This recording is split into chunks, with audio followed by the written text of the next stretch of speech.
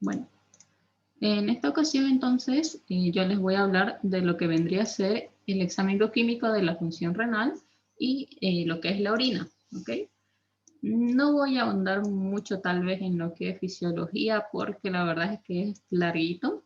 Creo que nos pasaríamos de la hora y tal vez no sé si tendrán alguna práctica, ¿ya? Entonces vamos a hacer un breve repaso de anatomía, simplemente un poquito de histología y ustedes ya están hechas en fisiología, pues no, creo que están llevando este año, entonces no creo que sea tan necesario hacerles recuerdo para no perder el tiempo y enfocarnos en lo que son los exámenes bioquímicos, que lo que nos importa saber en esta ocasión, más que nada, son los valores normales y ciertas enfermedades que lo causan, ¿ya?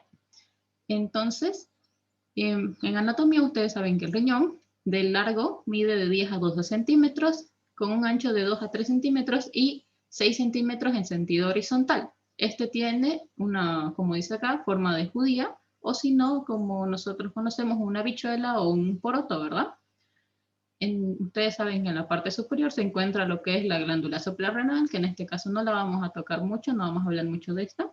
Y en el parénquima renal vamos a diferenciar lo que son dos zonas, que está la corteza y la médula renal. ¿Okay? Dentro de las médulas renales, ustedes ya saben, se encuentran lo que son las pirámides de Malpighi, y dentro de estas también se va a encontrar lo que es muy importante, que vamos a ver hoy día, la unidad funcional del riñón, que vendría a ser la nefrona, que tenemos alrededor de 2 millones de nefronas. ¿Okay? Y la corteza renal, que se encuentran estas entre las bases de las pirámides de Malpighi y lo que es la cápsula renal, que está de un color más café, ¿verdad? Eso vendría a ser la corteza renal, ¿ya? Y la médula renal vendría también a estar conformada, aquí tenemos las columnas de la médula renal, y se diferencia la corteza de la médula porque la corteza tiene un color un poquito más pardo rojizo y la médula renal es un poquito más pálida, ¿ya? Esto se debe a la irrigación porque la corteza recibe aproximadamente de un 90-95% de sangre, ¿ya? Es más irrigada. En cambio, la médula, estas columnas, simplemente recibe ese 5 a 10% restante, es por eso que es más pálida. ¿Ok? Y vamos a ver que también en la parte interna de lo que es el riñón, que está, estas son las caras que están dando a lo que es la columna vertebral, ¿verdad? Se encuentra el ilio renal o la pelvis renal, que ustedes ya saben que aquí se encuentra la arteria, la vena renal y el uréter, ya la porción proximal del uréter. Entonces vamos a ver que la orina es un ultrafiltrado del plasma. ¿Y dónde se va a dar ese ultrafiltrado? Se va a dar a este nivel del glomérulo, ¿ya? Que es una red de capilares, como ustedes saben, viene primero la arteria aferente, van a ver como unas 20 haces aquí de capilares, es decir, se va a enredar todo y va a salir por la arteria eferente, ¿ya? Eso es el glomérulo que está envuelto por la cápsula de Bowman. Esta porción de acá que ven donde entra la arteria eferente y sale la eferente, se llama el polo vascular, y el otro polo que está al lado contrario es el polo urinario, ¿ya? Que vendría a estar conformado por lo que ya es la nefrona, propiamente dicha, que es la porción de los túbulos, que está conformado por el túbulo contorneado proximal, y de acuerdo a su nombre ustedes ya se van a dar cuenta, digamos, ¿no? Qué forma tienen cuando es contorneado, es decir, que va a tener varias, bueno, contornos, va a estar así en zigzag, por eso se llama contorneado proximal y es grueso. Luego viene el túbulo recto o también llamado la asa de Henle, que va a tener diferentes porciones igual, tiene una rama descendente gruesa para seguirle la rama descendente delgada. Aquí ya hace la propiamente dicha asa de Henle y se va a dirigir nuevamente de la médula hacia lo que es la corteza mediante lo que es la rama ascendente gruesa, ¿ya? Para continuar luego con el túbulo contorneado distal, que también es grueso. Y luego este túbulo contorneado distal se va a conectar con lo que es el túbulo colector, ¿ya? Entonces el ultrafiltrado que dijimos se da a nivel del glomérulo, se va a ir modificando a lo largo de estos túbulos, ¿ya? Para luego del túbulo contorneado, del túbulo colector, se va a unir a los conductos colectores, se va a ir esto ustedes saben, esto es a nivel microscópico, ya se va a ir agrandando, va a llegar luego todo lo que es la orina hacia los conductos colectores y va a pasar después a las vías urinarias para ser excretadas, ¿ok? Y las vías urinarias, ustedes saben que primero vienen los uréteres, que como dijimos, en la parte interna de los riñones que están dando hacia la columna vertebral, van a nacer la porción proximal del uréter para luego dirigir esa orina, propiamente dicha, hacia lo que es un reservorio, la vejiga, y de la vejiga va a salir al exterior a través de la uretra, ¿ya? Así contribuyendo a la eliminación de los productos del metabolismo nitrogenado y al equilibrio del medio interno.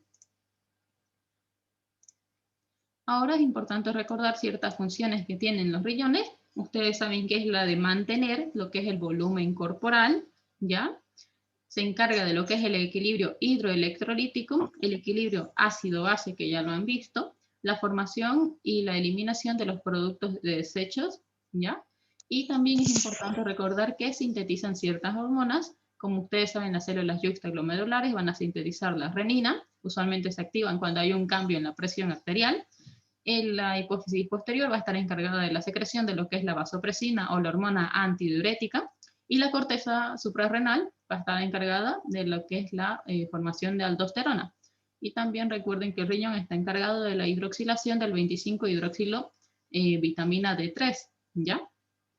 Esas son algunas de las funciones, y entonces para resumir y recordar las más importantes o las que nunca se tienen que olvidar, es que el riñón va a regular lo que es la formación y eliminación de agua, también va a regular, como dijimos, el equilibrio de los electrolitos, también está encargado del equilibrio ácido-básico, eso es lo más importante, y no olvidarse que también se encarga de lo que es la excreción de los productos del metabolismo de las proteínas y de los ácidos nucleicos.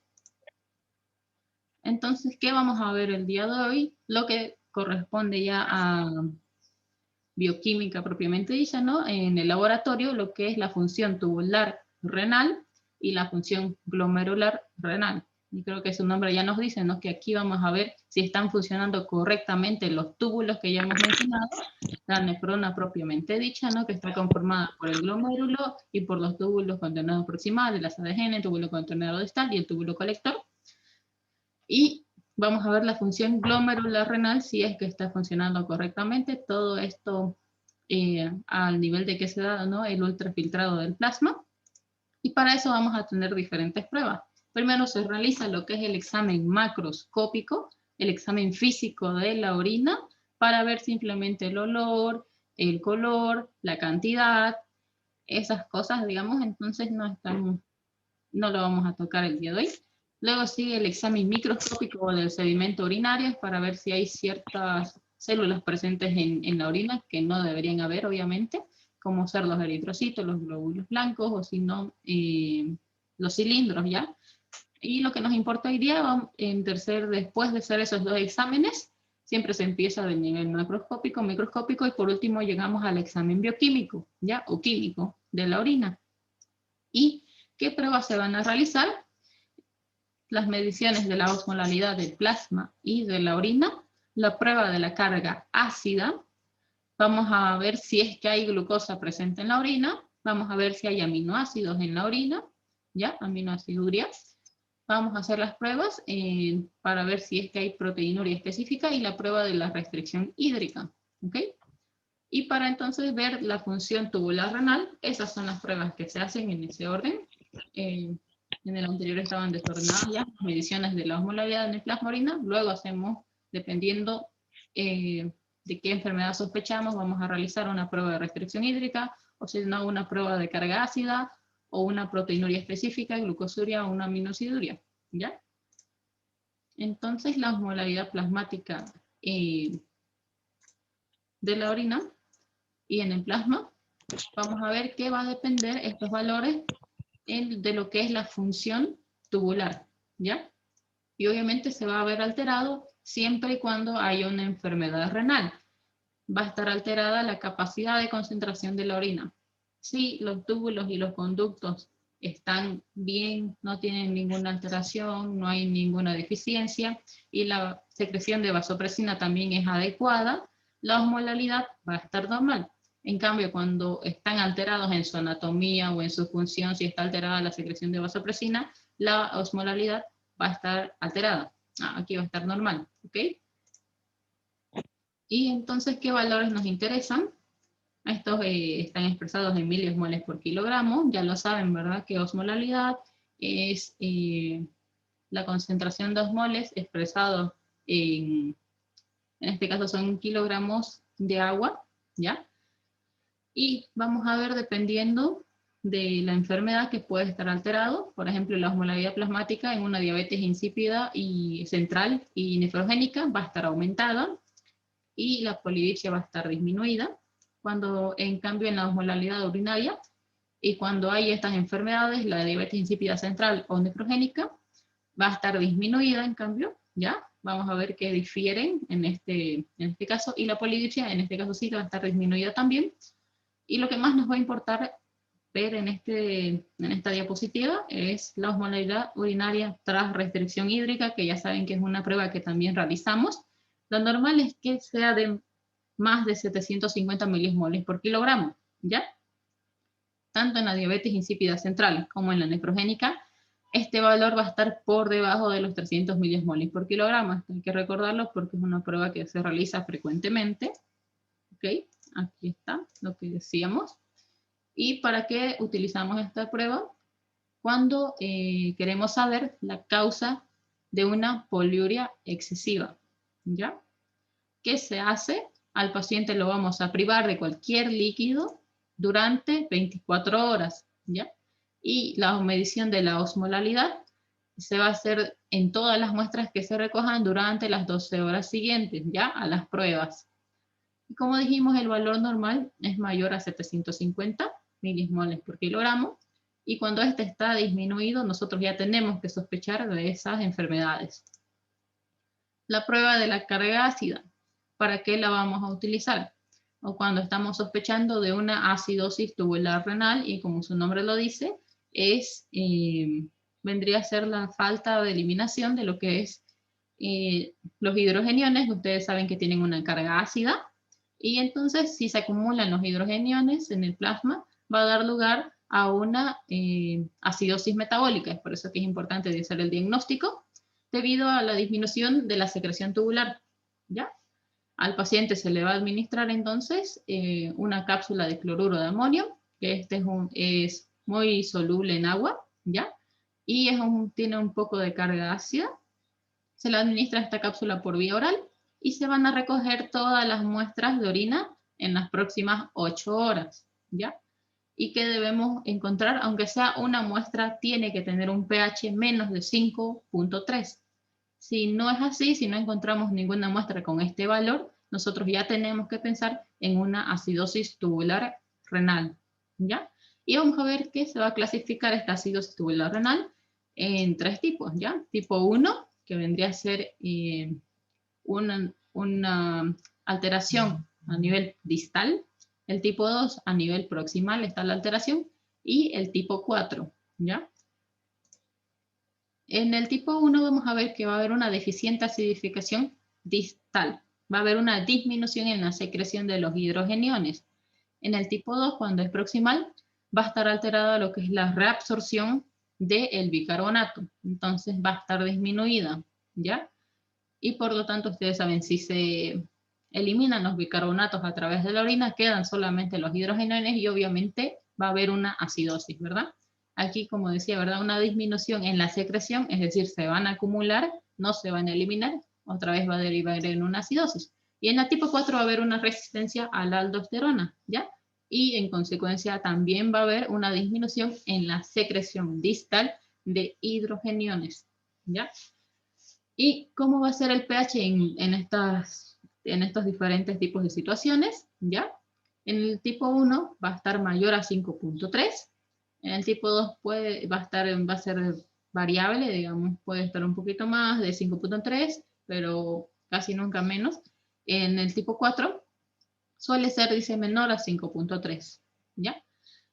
El bicarbonato plasmático en el tipo 1 va a estar muy bajo. En el tipo 2 suele ser, dice, entre 15 a 20 miliequivalentes litros. No olvidarse que el valor del bicarbonato es de 22 hasta 26 miliequivalentes sobre litros, ¿ya? Y en el tipo 4 va a estar mayor a 15 miliequivalentes sobre litros. En todos los casos está bajo, ¿verdad? Porque no se reabsorbe o hay demasiados hidrogeniones, como en el tipo 1 distal, porque no se están eliminando.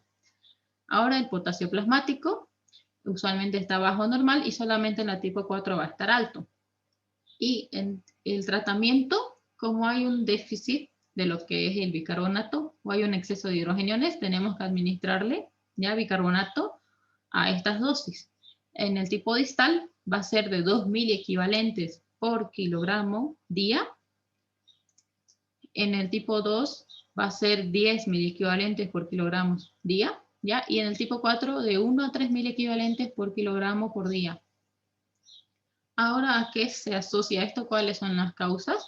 En el tipo 1 pueden ser debidos a fármacos, tóxicos, una amiloidosis y enfermedades autoinmunes. En la tipo 2 puede ser un mieloma múltiple, ya una enfermedad de Wilson, un rechazo de trasplante renal. Y en la tipo 4 es lo que conocemos como vendría a ser una consecuencia de una diabetes mellitus, una enfermedad de Addison o también por fármacos, ¿ya? Y vamos a ver que solamente la tipo 4 es la única que en la que no se presentan complicaciones. Ahora vamos a ver lo que es la proteinuria específica. Como su nombre lo dice, proteinuria, es decir, la presencia de proteínas en la orina, que en realidad no debería haber, ¿ya? Porque los túbulos se supone que son impermeables a estas, es decir, no se van a eliminar, no se van a secretar o excretar. Entonces el valor vendría a estar entre 0 hasta 30, digamos, miligramos por decilitro. Lo ideal es que esté en 0, que no se eliminen proteínas, ¿ya? La proteinemia, en cambio, es la presencia de las proteínas, pero en sangre. Ahí obviamente sí hay, ¿verdad? Por ejemplo, la albúmina, ¿ya? Que es la más abundante, ustedes saben, del plasma. Y usualmente el valor está entre 6 a 8 gramos sobre decilitro. ¿Ya? Esto es en la sangre, no se equivoquen. En la orina no debería de haber. ¿Cómo lo hacemos esta prueba? Necesitamos recolectar en una botella bien lavada y secada, una botella, aunque sea de esas de soda de 2 litros, vamos a dejarla a temperatura del refrigerador, se va recolectando la muestra de orina durante 24 horas, ¿ya? Desde, lo ideal es la segunda orina del día, hasta la primera del día siguiente, y después se va a llevar al laboratorio para que le hagan los exámenes respectivos. Luego están los valores, es importante saber porque esto siempre les van a preguntar de aquí en adelante. El valor de la filtración de proteínas usualmente es de 50 a 200 miligramos en 24 horas, según el hospital japonés. Ese es el valor que manejan. Lo normal, como les dije, es que no se elimine, o si no, hasta 30 miligramos en 24 horas puede ser, pero miligramos, no se olviden esto, ya ese detalle, hasta 30. Se considera microalbuminuria cuando se elimina alrededor de 30 a 300 miligramos en 24 horas y decimos que es una macroalbuminuria cuando el valor es mayor a 300 miligramos en 24 horas. ¿Okay? Ahora, la proteinuria puede ser por un defecto a nivel del glomérulo, un defecto a nivel tubular, o si no, puede ser mixta cuando hay un defecto tanto en el glomérulo como en los túbulos, que ya hemos visto cómo están conformados, ¿verdad? Así que eso se la considera proteinuria mixta. También hay otra clasificación que vendría a ser, bueno, lo normal es que se reabsorban, como dijimos, y vuelvan a ingresar, a circular en el plasma. Cuando hay un exceso en el flujo, es decir, cuando hay demasiadas proteínas, puede que cierta parte de estas se vaya a eliminar, ¿ya? Eso es por exceso de flujo. Decimos que es glomerular cuando hay un defecto a este nivel, ¿ya? Igual puede que cierta cantidad de las proteínas no se reabsorban, entonces se van a eliminar unas cuantas. Cuando hay un defecto a nivel del túbulo, ¿ya? Entonces no se va a reabsorber nada de las proteínas, y aquí ya es más grave. O cuando hay un defecto en la secreción, ¿ya? Que igual cierta cantidad se va a volver a reabsorber, pero otra va a volver a excretar, se va a secretar. Obviamente no es normal, lo ideal es que todo se reabsorba, ¿ya? Pero esa es la clasificación para que la conozcan, por exceso de flujo, cuando hay un defecto a nivel glomerular, cuando hay un defecto a nivel tubular, o un defecto en la secreción, y ya vieron que puede haber una mixta cuando hay defecto tanto en el glomérulo como en los túbulos. Como dijimos, el valor urinario de las proteínas en 24 horas, ya no se olviden eso, se expresa en miligramos en 24 horas, normales de menos de 30 a 300 decimos que hay una microalbuminuria, y mayor a 300 se considera macroalbuminuria. Ahora, la concentración de albúmina en orina, lo normal es igual que no haya, obviamente porque también la albúmina es una proteína, entonces no se eliminan proteínas en la orina, ya no debería. Lo normal es menos de 20 miligramos por litro, de 20 a 200 ya lo consideramos microalbuminuria y mayor a 200 macroalbuminuria, ¿ya? Y esta es la albúmina según el radio de creatinina en hombres como mujeres, pero eso no lo vamos a tocar. Más que nada es esto, ¿ya? Esto que siempre se acuerden, de aquí en adelante van a ver que se lo van a preguntar siempre. Glucosuria, su nombre lo dice, la presencia de glucosa en orina, que en realidad no debería tampoco de haber, ¿verdad?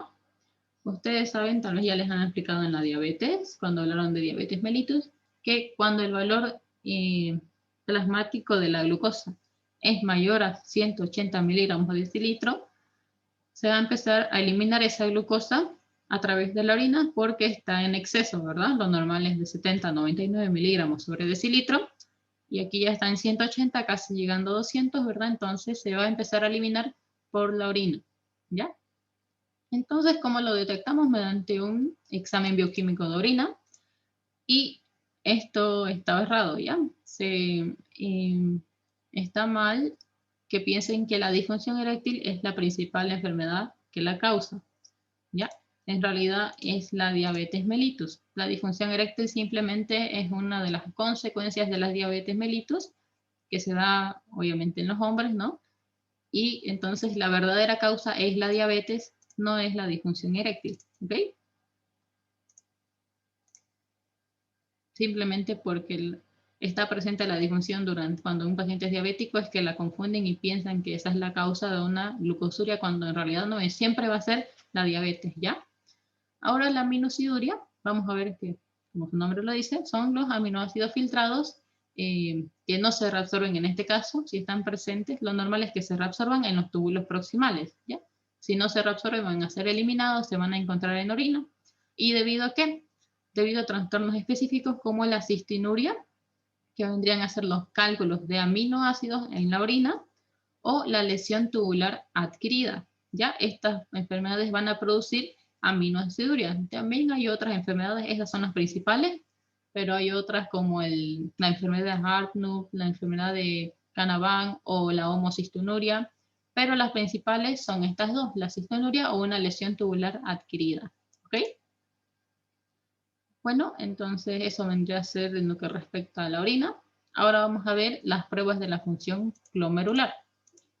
Vamos a ver que tenemos 4 pruebas que vendrían a ser la determinación de urea y creatinina séricas, la depuración de la creatinina, el clearance de creatinina y la determinación de las proteínas en la orina. ¿Ya? La creatinina entonces vemos que se va a formar en el tejido muscular y esta vendría a ser el producto del metabolismo de la fosfocreatina. ¿Ya? Esta creatina está exclusivamente excretada por el riñón a través de la filtración glomerular, ¿ya? Entonces, es muy importante determinar lo que es la creatinina porque es la forma más práctica de evaluar la función renal. Los valores es muy importante que se lo sepan. Varía un poquito dependiendo si es hombre o mujer. En los hombres es de 0,7 a 1,4 miligramos sobre decilitro y en las mujeres es de 0,7 a 1,2 miligramos sobre decilitro. Estos valores igual siempre se los van a preguntar de aquí en adelante, así que se me los aprenden, ¿ya? Y vamos a ver que la creatinina puede estar elevada cuando hay un daño renal, una atrofia muscular, en las enfermedades musculares, ¿ya? En una insuficiencia renal aguda, cuando hay deshidratación, entre otros, y disminuido en situaciones cuando haya destrucción de la masa muscular, un hipertiroidismo, la insuficiencia renal crónica o unas miopatías avanzadas con pérdidas de masa muscular, ¿ya? ¿Cómo se sintetiza la creatinina? principalmente en lo que vendría a ser el hígado y el páncreas, ¿ya?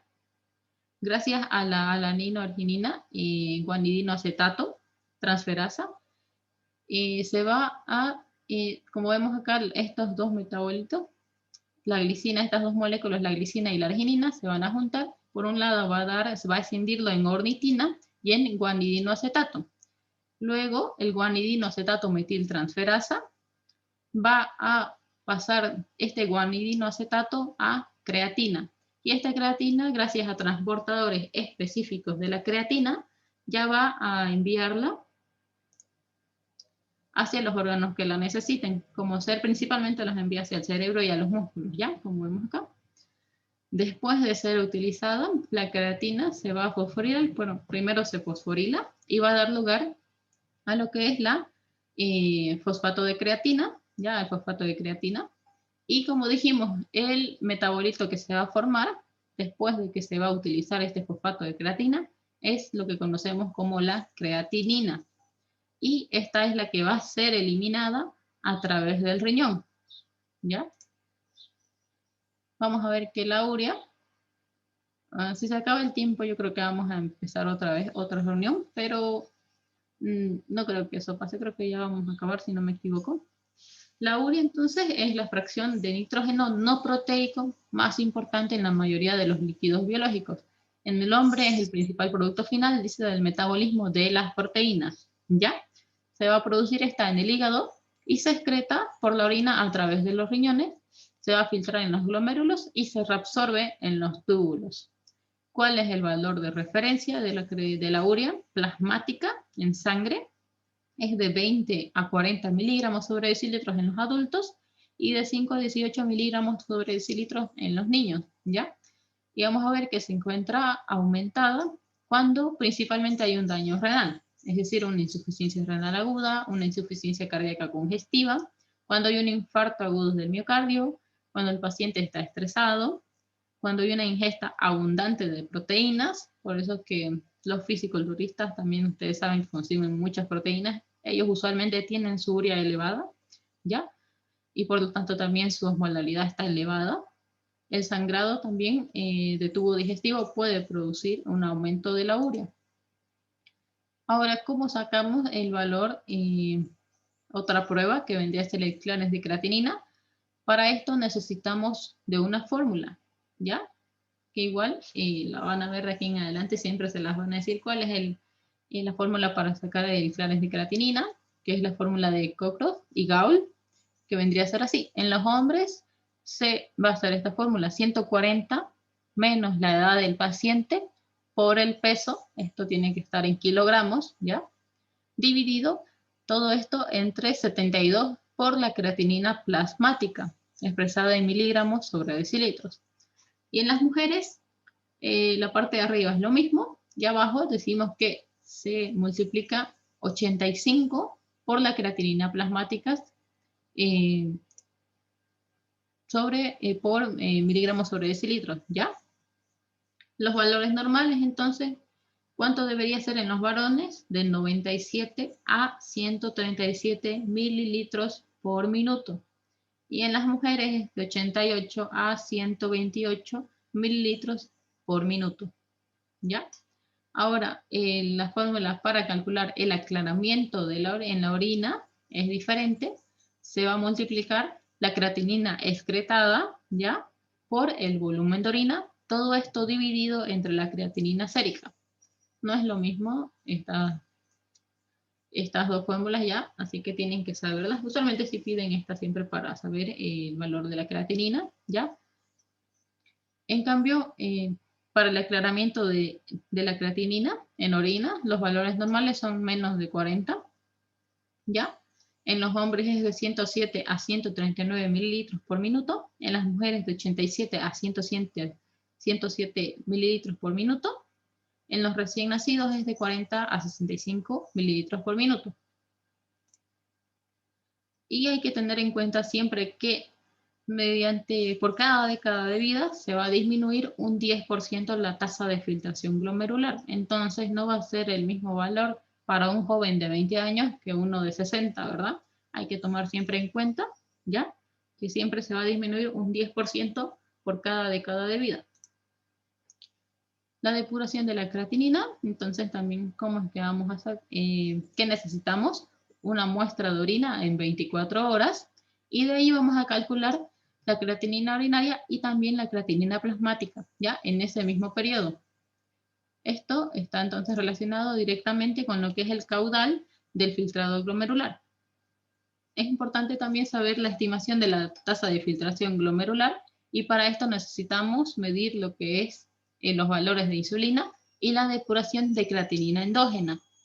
Y vamos a ver que la tasa de filtración glomerular, que ustedes saben, es de 180 mililitros por minuto. Va a estar alterada cuando hay nefropatías u obstrucciones en las vías urinarias o anurias reflejas, ¿ya? No, mentira, me equivoqué, es de 180 mililitros en un día, ¿ya? Es de 180 litros en un día. Y ustedes saben que de esos 180 litros que se filtran en el glomérulo, 178.5 litros se van a reabsorber, ¿ya? Y lo que se elimina es ese 1.5 litros que vendría a ser propiamente la orina, ¿ya? Ahora vamos a ver también lo que ya estamos llegando a lo último, la proteinuria. ¿Y de qué depende la filtración de proteínas? Ustedes saben que en realidad no se deberían eliminar, ¿verdad? Pero va a depender de lo que es el tamaño, la carga eléctrica que tienen, si es positiva o negativa, la configuración espacial de la molécula proteica. También depende de lo que es ya la anatomía, en lo que vendría a ser el glomérulo, si está íntegro o no la membrana de la filtración glomerular, y también depende de factores hemodinámicos, ¿ya? Esto es la filtración de proteínas en el glomérulo. Ups. Cuando hay un valor mayor a 250 miligramos, nosotros debemos de sospechar de una lesión en la membrana glomerular, es decir, en la membrana de Bowman. El valor normal es de menos de 150 miligramos al día y no solamente se está filtrando lo que es la albúmina, ¿ya? Es las proteínas en total. Se va a clasificar en lo que es leve, menos de 1 gramo al día. Decimos que hay una proteinuria moderada, cuando el valor está entre 1 a 4 gramos al día, y grave cuando el valor es mayor a 4 gramos al día. ¿Y cuándo se van a presentar entonces estos aumentos o la presencia de proteínas en la orina? Cuando está alterada la membrana usualmente de Bowman, ¿ya? En una glomerulonefritis, en una hipertensión maligna, cuando hay una enfermedad poliquística renal, cuando hay fiebre, una diabetes mellitus, entre otras, ¿ya? Y es importante saber lo que vendrían a ser también cuando hay una alteración en la anatomía del glomérulo, obviamente su función va a estar alterada. ¿Y qué va a dar lugar? Entonces, a un síndrome nefrítico o nefrótico.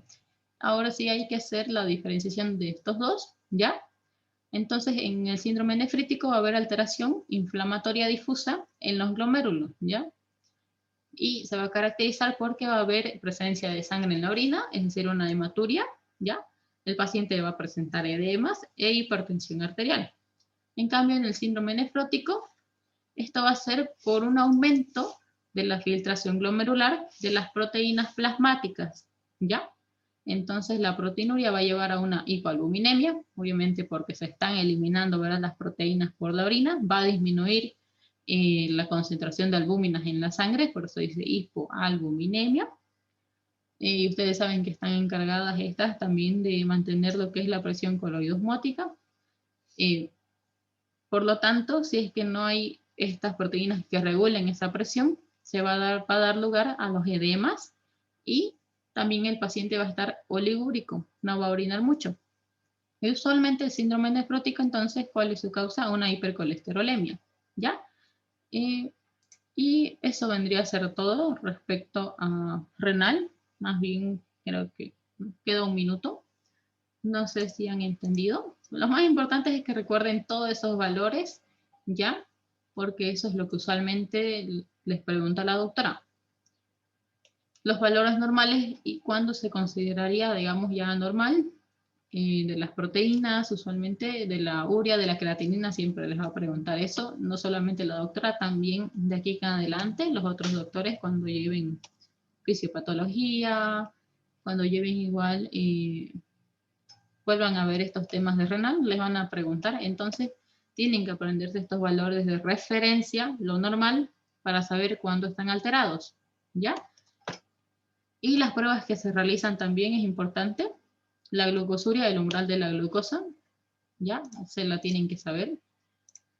Luego, les recomiendo que igual se aprendan lo que es, cuándo es microalbuminuria, cuándo se dice que es macroalbuminuria. Este valor también de